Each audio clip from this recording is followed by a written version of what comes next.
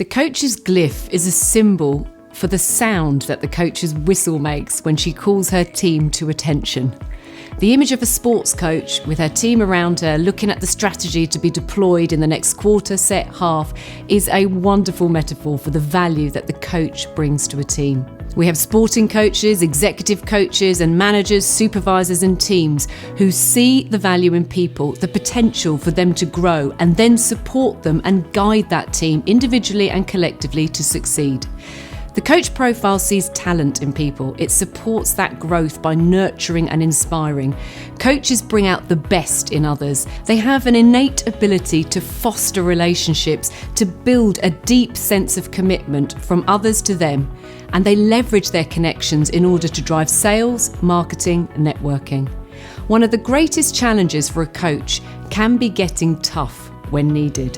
They are invested in other people and they can become overly attached to other people's feelings. Coaches like everyone to get along. They place team harmony at a higher level than challenging performance. Because coaches are fantastic at communicating and people like them and listen to them, it doesn't mean that you have nothing left to learn in your profile. Challenges for a coach can be learning how to unlock the performance in their team. It doesn't mean covering up the performance issues and not bringing them to the surface. It means addressing the conflict early enough, having the tough conversations when necessary, because it accelerates that person's development. Until the coach masters how to do this and to develop the tools to deal with this, what you'll find is that you have a very happy team with everyone getting along, but there are performance issues bubbling under the surface. The coach can get caught up in engaging with people for the sake of engaging, like a bee that buzzes from flower to flower without collecting any nectar. Coaches can become better at time management by being very clear on their vision, mission and purpose, and very discerning about where to invest their people time. Be discerning, focused and directive so you get the results that you are looking for. The coach is the opposite to the conductor, who is the epitome of analysis and data and information. The coach may use the excuse, "I don't do numbers, admin, detail."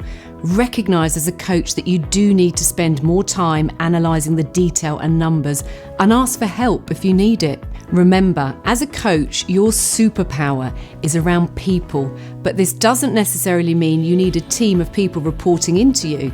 These relationships could be your stakeholders, collaborators, or client teams even. The element of fire that symbolises the coach. Think of a campfire, sitting around it, sharing, getting drawn into the flame, connecting, feeling the warmth. When you walk away from the fire, you feel the absence of the intense heat, but you will still have warmed. This will sustain you. Fire is one of the few things in life that can be shared without diminishing itself. Think of a candle passing its flame to another candle. If you want to develop and advance your profile as a coach, then get some support around the skills needed to have some critical, tough conversations, tackle the performance issues, find the tools to support you and enhance your value and maximise your contribution to the team.